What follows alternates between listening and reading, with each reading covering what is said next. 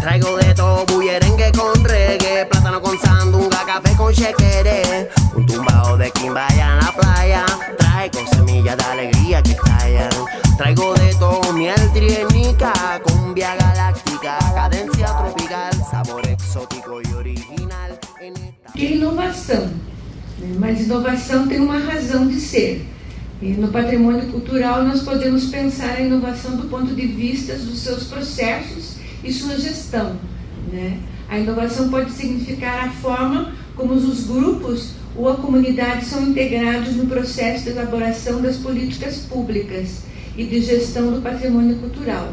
Aqui entendemos como a possibilidade de capital social que move os territórios e, por conseguinte, os espaços públicos e as representações subjetivas formuladas pelos participantes das sociedades. Então, como que nós podemos incluir a comunidade nos processos de gestão do próprio patrimônio cultural. Então, isso poderia ser considerado também uma inovação. A inovação também pode estar relacionada com a produção do conhecimento e da produção dos produtos da ação. Então, as próprias políticas, os planos, os programas, os projetos, que buscam reduzir os níveis de fragmentação, disjunções e redução dos modos uni- e multidisciplinares. Também nós podemos ver a inovação nisso. Mas nós podemos ver a inovação em vários outros elementos, estou apenas citando alguns. Outra forma de inovação que talvez nos fique mais na nossa representação é que ela pode ser mais relacionada à tecnologia, o mercado, que sempre quer tornar-se uma universalidade. E aí é onde ela não tem nada de inovação, é só consumismo. Trata-se de proibir a reflexão crítica, enquadrando-se numa visão e ciência linear. Então, só para fazer uma pequena reflexão inicial, que nós podemos ampliar futuramente, e assim nós trouxemos para esse evento essa discussão também, que vai ampliar um pouco mais essa dimensão, que é a questão do patrimônio e ética, que estamos aqui a refletir hoje, para trocarmos mais ideias, experiências práticas sobre o patrimônio cultural no terceiro impacto. E assim que nós também pensamos que esse evento tem uma função social, que é esse encontro que nós fazemos nessas discussões que já tivemos hoje, essas discussões que foram muito produtivas hoje à tarde. Então, eu queria que todos se sentissem muito bem-vindos nesse terceiro impacto. É isso.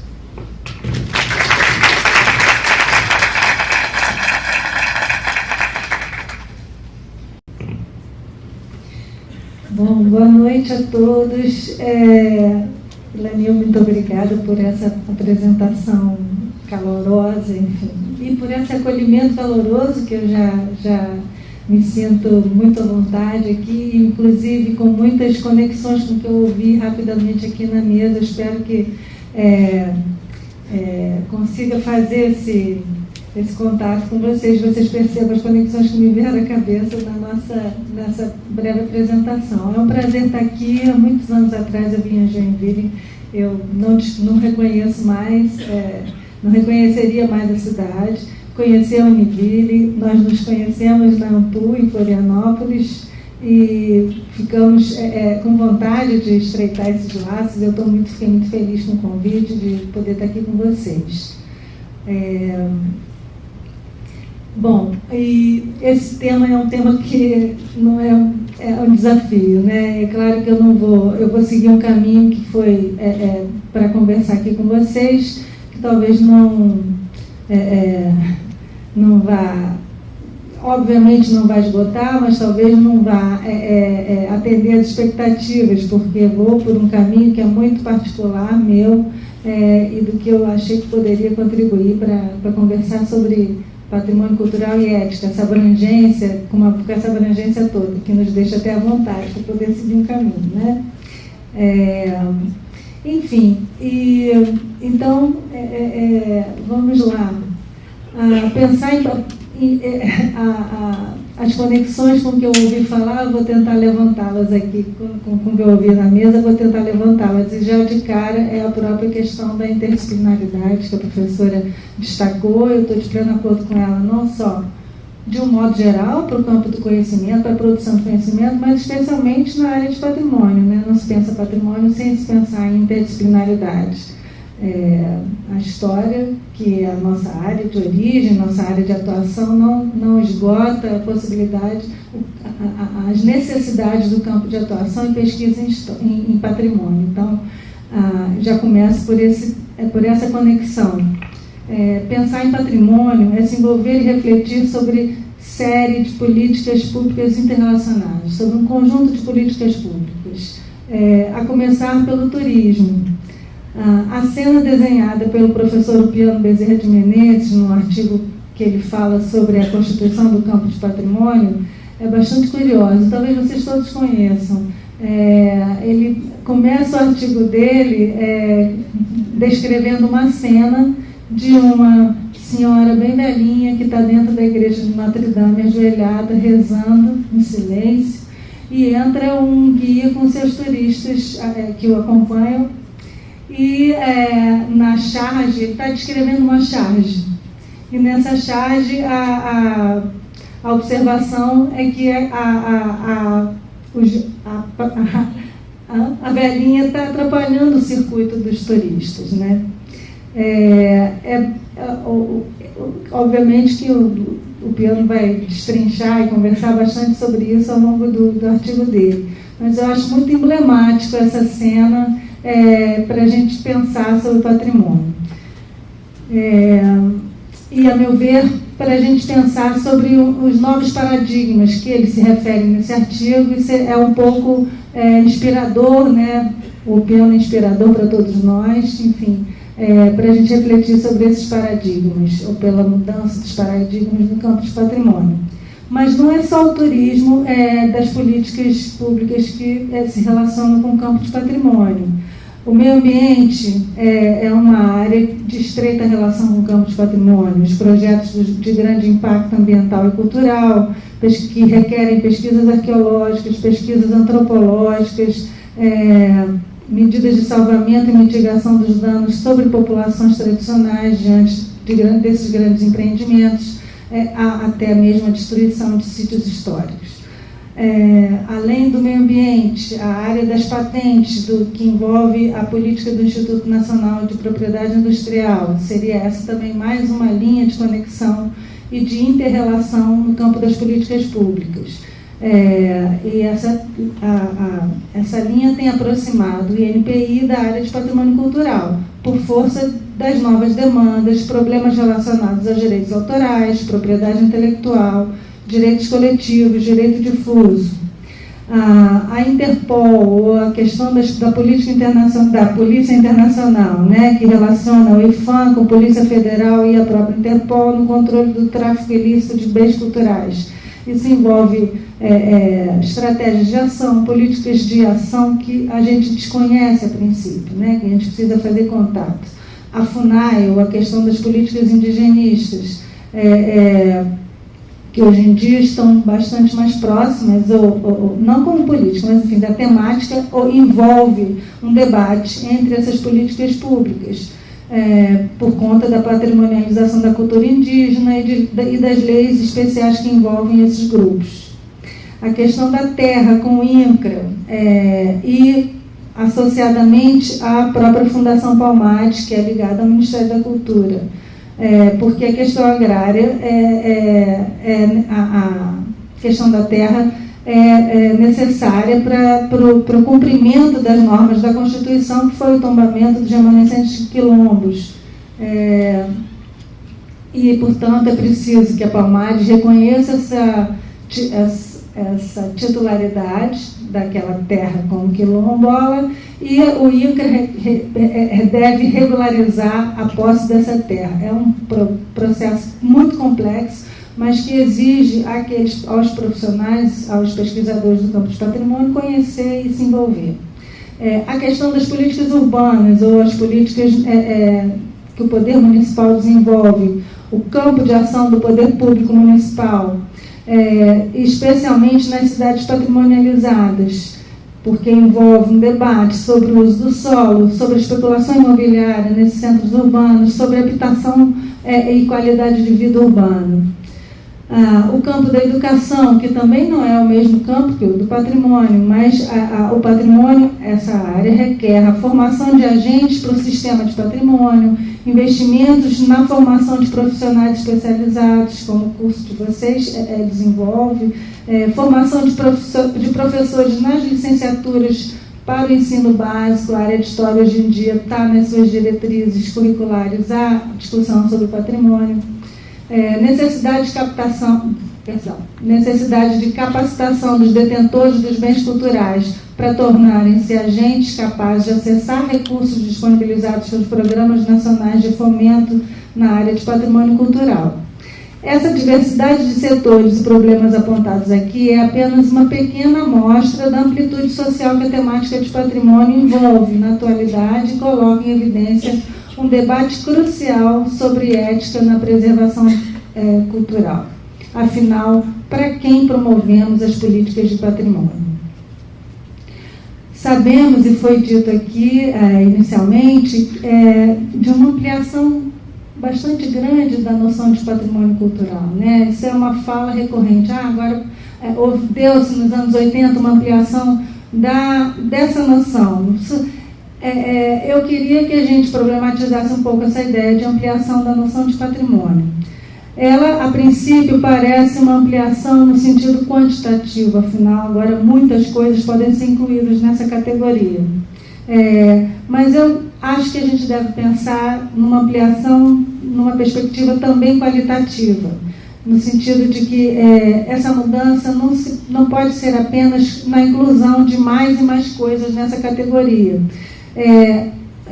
mas principalmente na ideia dos sujeitos que atribuem valor às coisas para que elas se tornem patrimônio, como trabalho presente, não como legado do passado. O patrimônio não deve ser pensado, e acredito que com essa ampliação da noção de patrimônio, ele deve ser pensado como ação no presente, não como um legado do passado que a gente precisa preservar, como se aquilo não nos pertencesse, não pertencesse ao nosso tempo.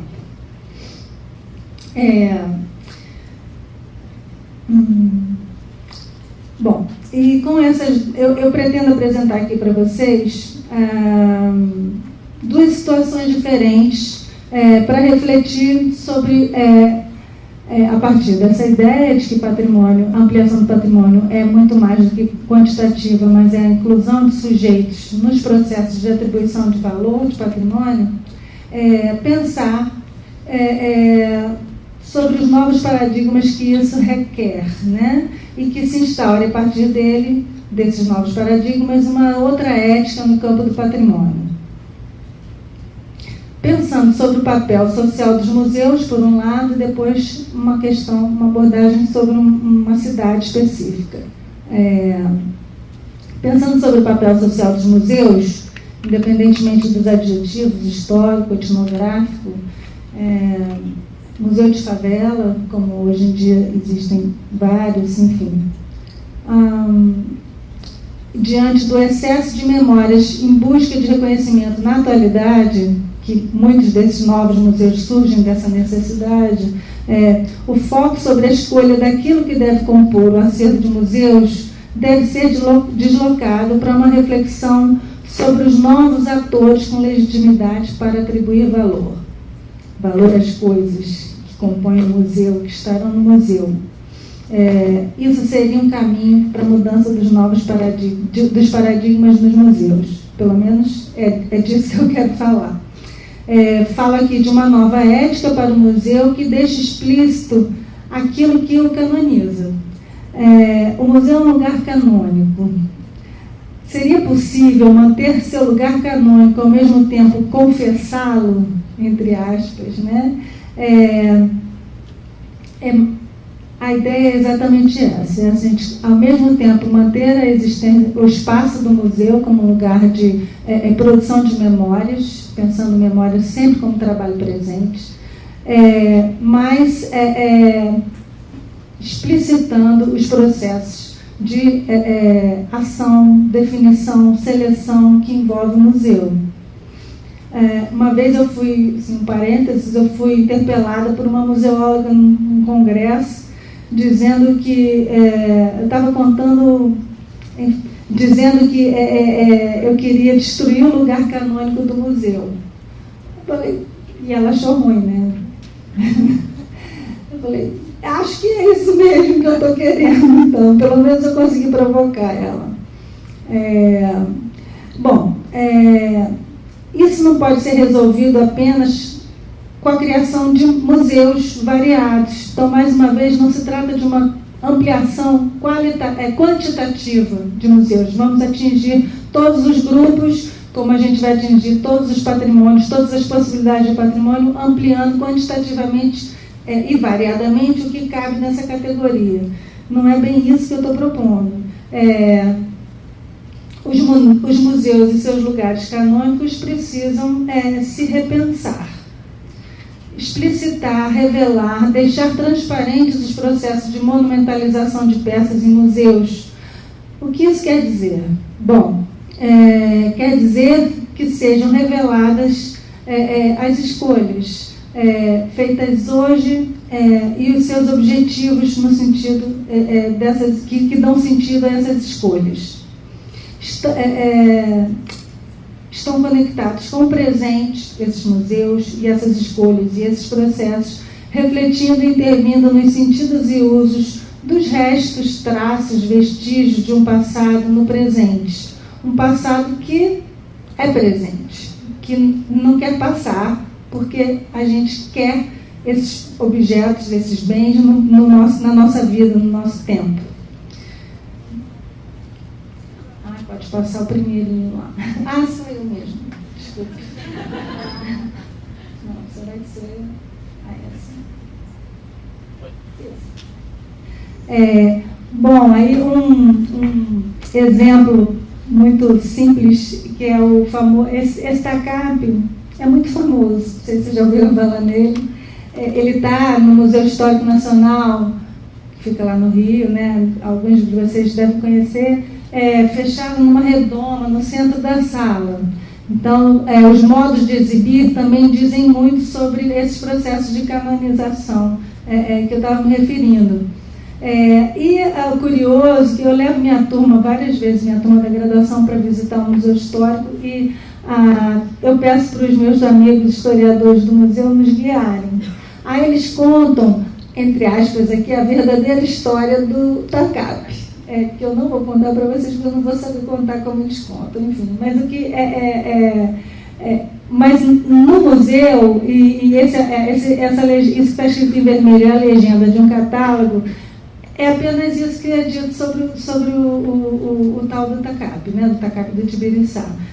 Que madeira e palha, consta que essa peça pertenceu ao Tibiriçá, chefe dos índios brasileiros Guianás, a peça integrou a coleção do imperador, que presenteou depois ao general.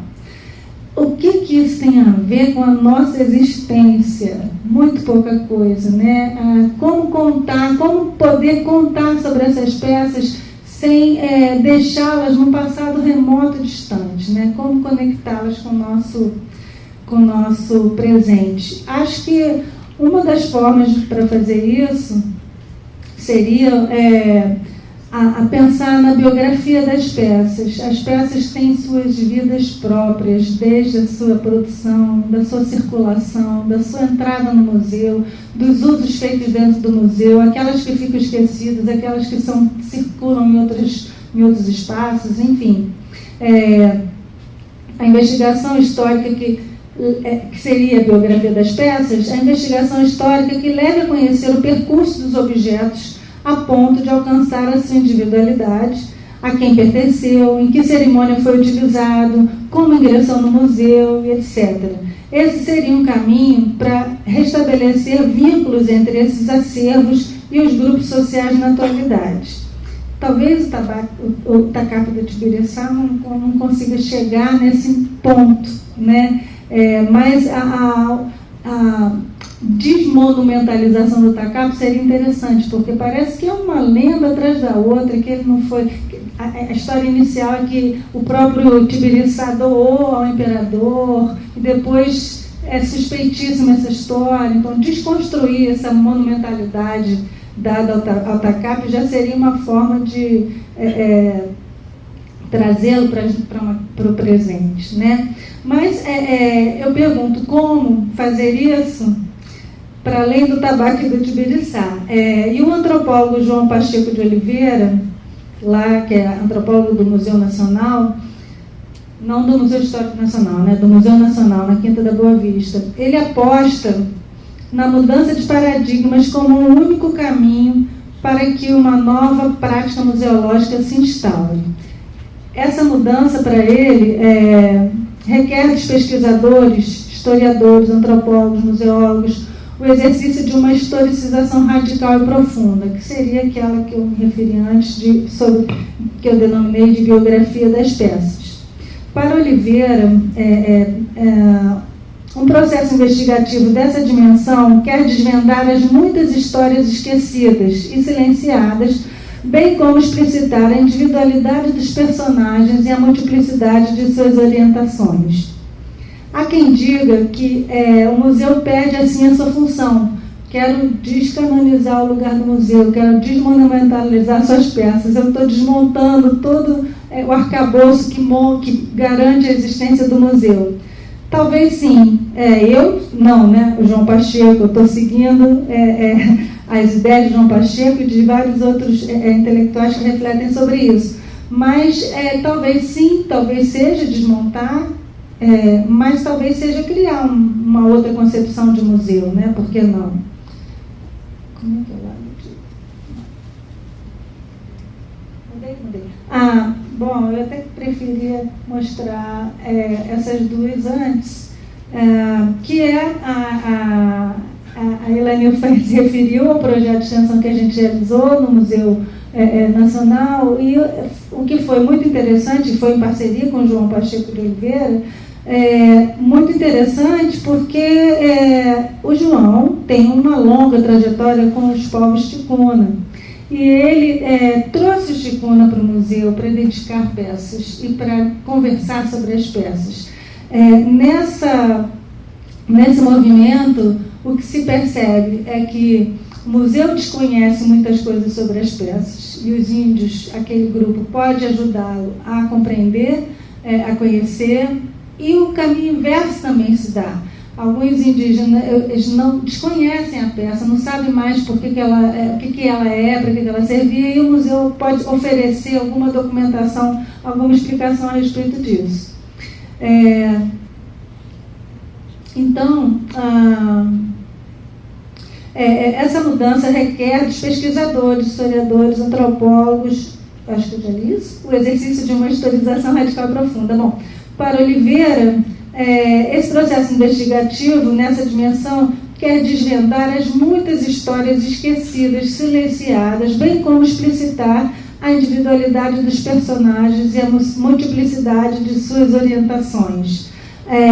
Quando eu falo do museu canônico como um lugar canônico, ele é também um lugar de narrativas apaziguadas, narrativas arrumadas, narrativas que não têm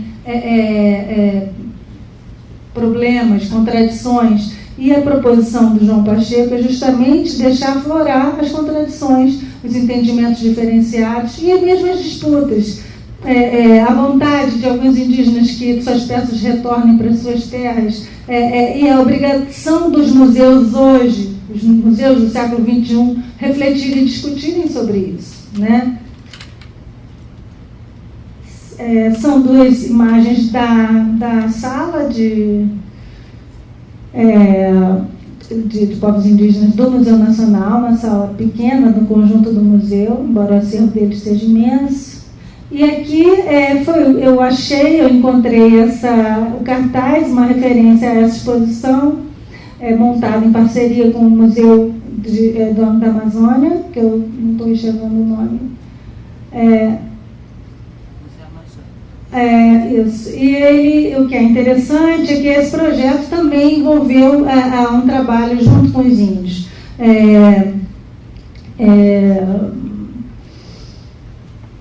A exposição teve a participação do Ticuna, de uma associação na Cidade de Deus, de uma associação cultural Huachimalcu da Cidade de Deus, em Manaus, em várias atividades, que durou alguns meses. E foi um trabalho em parceria com a Universidade Federal de Santa Catarina. Eu achei isso bastante interessante e era o que eu podia trazer assim, de referência e contato com a realidade de vocês.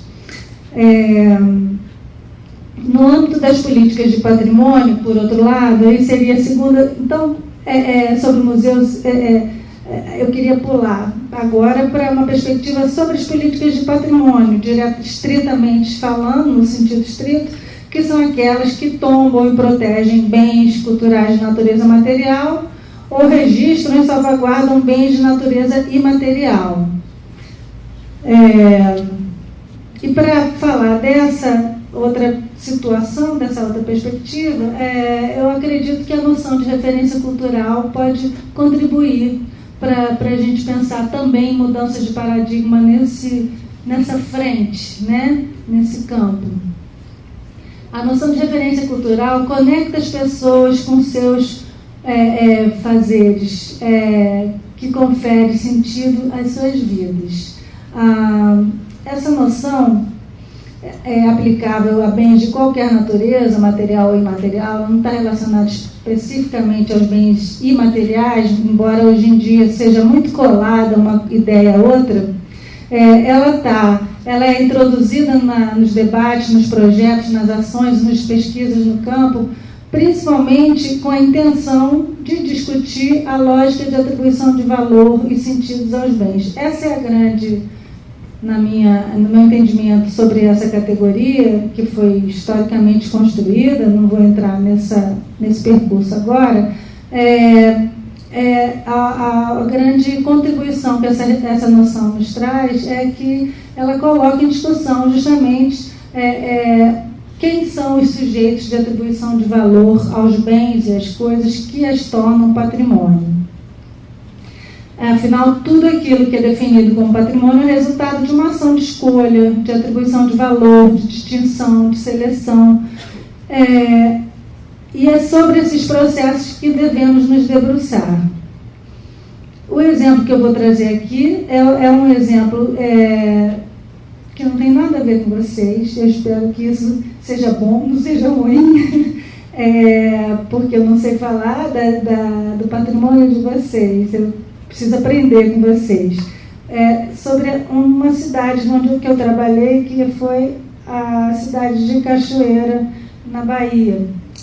Trabalhei num projeto ainda no tempo que eu estava no patrimônio, e esse projeto deu muitos frutos conceituais, interpretativos, linhas de pesquisa. Eu ainda acho ele bastante seminal, né? Enfim, a cidade de Cachoeira, para quem não conhece, é uma cidade no recôncavo baiano, na beira do rio Paraguaçu, e bastante antiga, dos tempos da exploração canavieira no recôncavo, e, portanto, da economia açucareira e escravista, que permanece ali por muitos séculos, até o século XIX. Ela teve 29 bens tombados, edificações tombadas pelo IPHAN até 1943. Foram 13 edifícios religiosos católicos, 14 civis, 2 engenhos de açúcar e a própria cidade de Cachoeira, que depois foi tombada em 1971. A monumentalidade urbana da riqueza dos tempos coloniais, da economia açucareira escravista, que se expandiu no século XIX, com a produção do tabaco, que também fez parte daquela região, está expressa nos grandes sobrados e edificações religiosas da cidade. Em 2005 foi quando a gente começou o trabalho. vocês podem ver que esse patrimônio edificado estava bastante deteriorado, né? E aí a gente dá a entender que é uma cidade fantasma, embora tenha bastante gente circulando na rua, mas que é uma cidade que está em grande nível de degradação arquitetônica, né, urbana. Se a gente pensa no tombamento realizado, que perdurou, enfim, obviamente ele continua lá, vimos que foi o valor estético que foi atribuído a essas edificações e dirigido especialmente a uma arquitetura que anuncia e anunciava o fausto daquela economia açucareira, a riqueza de uma elite agrária e escravista da cidade, e era só esse lado que aparecia com o tombamento, né? Muitas áreas, a cidade era desconhecida através do tombamento, né? De outra forma, a não ser por essa arquitetura que, por sinal, estava bastante degradada. A narrativa contada por meio daquele patrimônio edificado estava muito desconectada de boa parte da população ali residente e que faz uso daquele espaço urbano, que é uma cidade pobre, era uma população pobre e negra, basicamente. Os traços da população hoje residente na cidade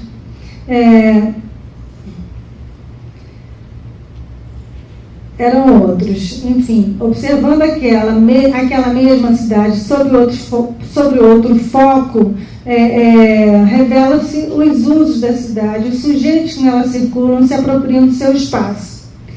São contradições que a cidade e a sociedade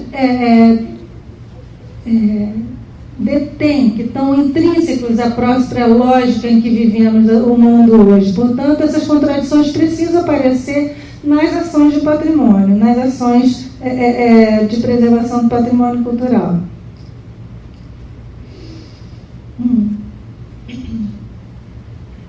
Essa cidade escondida pela concepção estética do patrimônio, essa cidade, quando eu falo escondida, obviamente eu estou falando sob o olhar das políticas de patrimônio.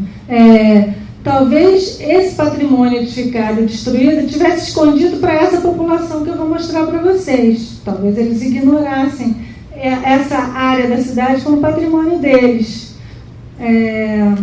Mas se a gente olha pela narrativa do patrimônio, essa população está escondida. E os sujeitos que dão vida a essa cidade, onde estão? Esses sobrados não estão abandonados à toa, estão abandonados porque essa elite ao qual eles pertenciam abandonou, outra, a cidade não teve continuidade no seu desenvolvimento. Aí aquele detalhe daquele edifício, e o mesmo edifício recentemente, que se transformou numa parte hotel. Ao lado é a Casa do Patrimônio, do IFAM, aquela casa rosa, e continua ali, uma pontinha dela ali ao lado, bem em frente à Câmara da cidade. Essa mudança do edifício, ela não acontece simplesmente nas edificações. São 10 anos, esse projeto começou em 2005 e teve uma continuidade para além do projeto e da minha presença no IFAM, obviamente. Eu pergunto, onde estão esses sujeitos que dão vida à cidade? E a cidade desses sujeitos, que não é essa? Como enxergá-los? Vestígios materiais dessa cidade complexa, intensa e contraditória estão à vista e também são patrimônio. Esses traços representam outra cidade, outras cachoeiras, formam novas histórias de uma cidade tensa, conflituosa, de várias cidades em uma só. Quem são esses sujeitos que usam, habitam, constroem essa cidade que parece invisível? Onde eles estão? Se a gente amplia o universo de olhar sobre o próprio patrimônio edificado, chegamos ao mercado municipal e a outras regiões que eu não vou trazer aqui hoje necessariamente, mas que mostram aonde está a população dessa cidade, o mercado. E a feira são os locais onde essa população circula e aparece. No centro de Cachoeira, o mercado e a feira condensam a circulação de pessoas que pareciam não existir na gestão do patrimônio edificado tombado. De onde vêm as mercadorias que são vendidas nesse mercado, nessas feiras? De uma produção dispersa no território, em torno do próprio município, próximo à cidade, que produz as farinhas como chama aqui? Bom, em espaços coletivos para a produção da farinha. Não.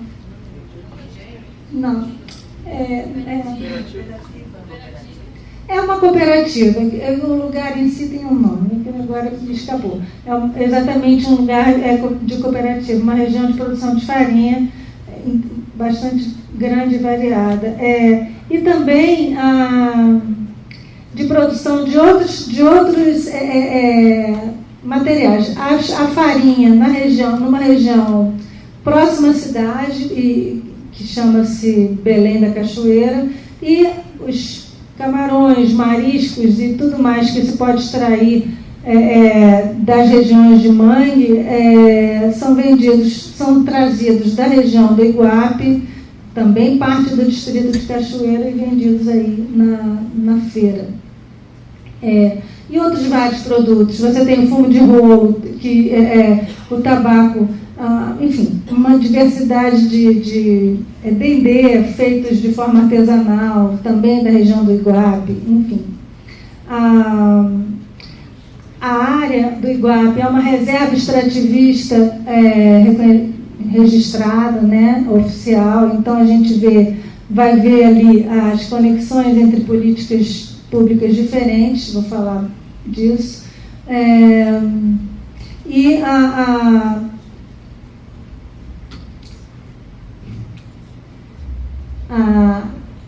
na cidade ainda a Irmandade da Boa Morte, que é uma irmandade poderosíssima só de mulheres, que existe desde o século XIX, em continuidade até hoje. São devotas da Nossa Senhora da Boa Morte, que tinha um altar dentro de uma igreja, se eu não me engano, do Rosário, na cidade, e ao mesmo tempo todas elas são mães de santo em terreiros na região. E a festa da Boa Morte, que acontece em agosto, é uma grande festa na cidade, que traz um turismo, inclusive afro-americano, bastante tradicional e acho que pouco conhecida de modo geral. E também onde estavam toda essa prática, essa irmandade, todo esse percurso histórico dela naquela imagem de cidade que aparecia nas narrativas dos bens tombados, né? E aí uma casa, na verdade, eu sempre mostro essa imagem para os alunos e pergunto o que vocês veem nessa imagem. Bom, aí sai um monte de coisas, menos o que eu quero, ou pelo menos assim, a 10ª observação é o que eu queria que me parece mais evidente, que são essas colunas, né? Essas colunas não foram feitas para sustentar essa casa, não é mesmo? Acho que não, né? Essas colunas foram um aproveitamento de ruínas existentes na região do Iguape por comunidades remanescentes de quilombos que vivem na região do Iguape. Essa região era uma região de engenhos da cana, né, e ficou muito abandonada. Várias edificações da cidade da região ficaram abandonadas. Esse é o Vale do Iguape, na beira do Rio Paraguaçu. E a casa é um aproveitamento com as técnicas locais de construção.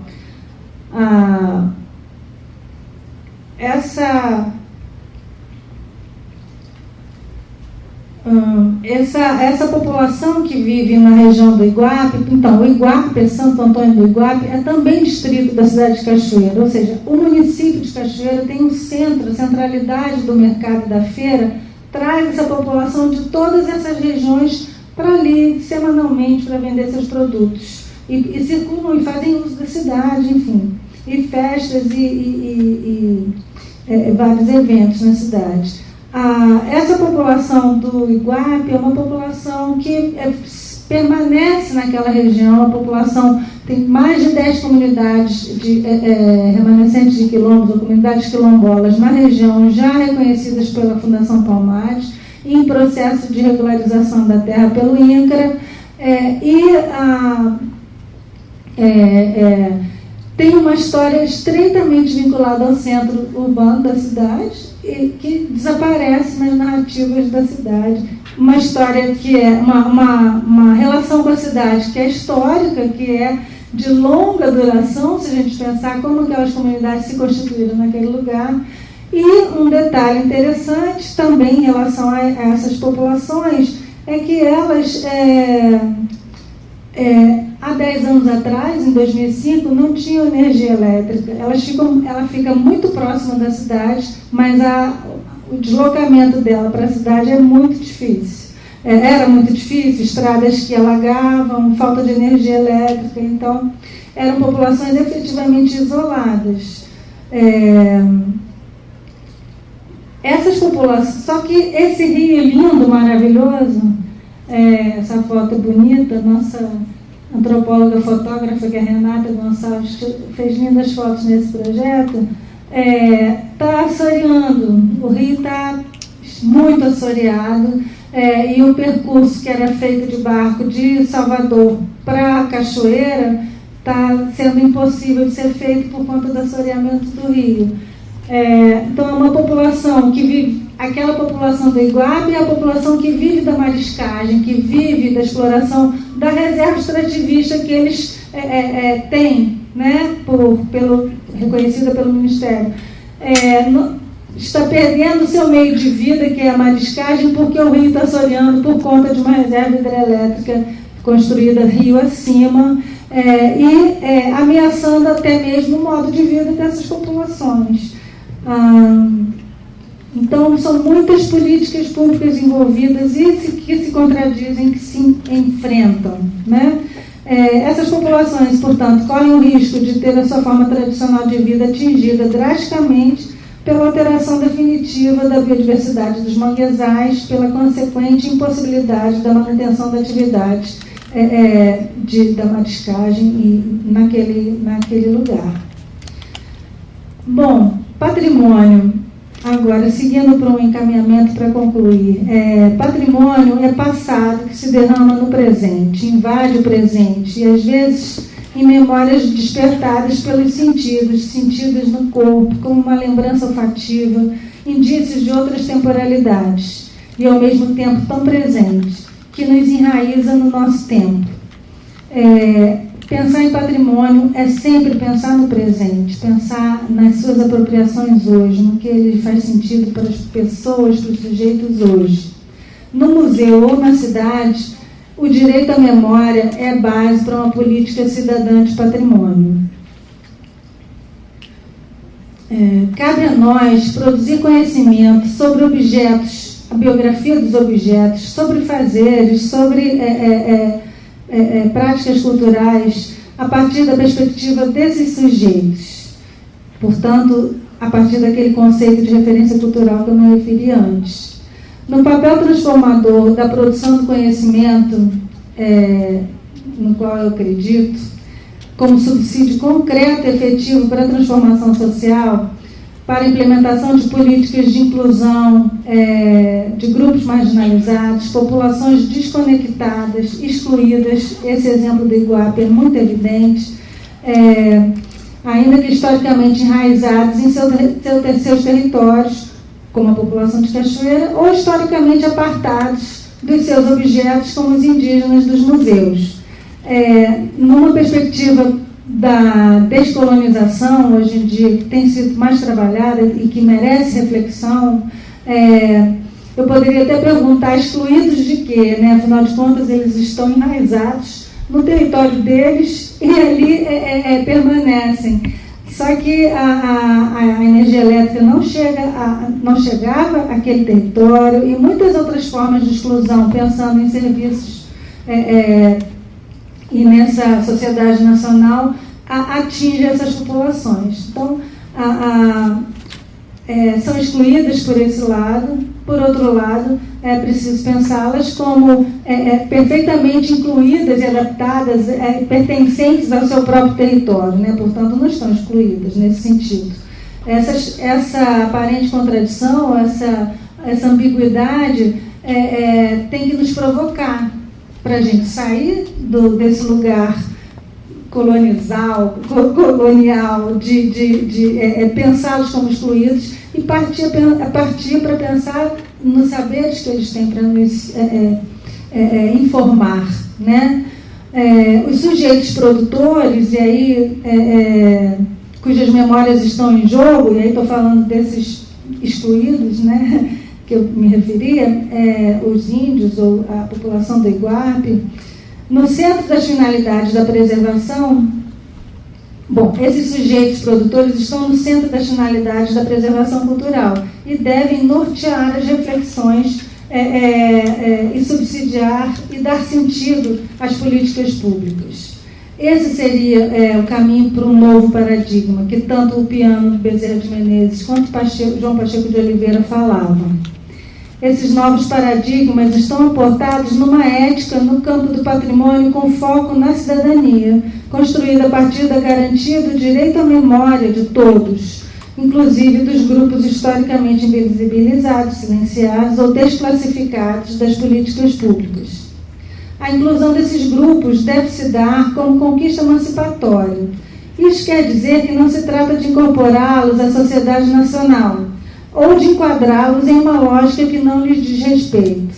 Trata-se da garantia de condições de vida alternativas àquelas operadas por interesses alheios e estranhos às suas lógicas próprias de vida. Um melhor exemplo disso, aqui hoje, é a própria velhinha da igreja, lá que o Piano se refere. Oxalá esse novo paradigma se imponha no campo de patrimônio. Obrigada.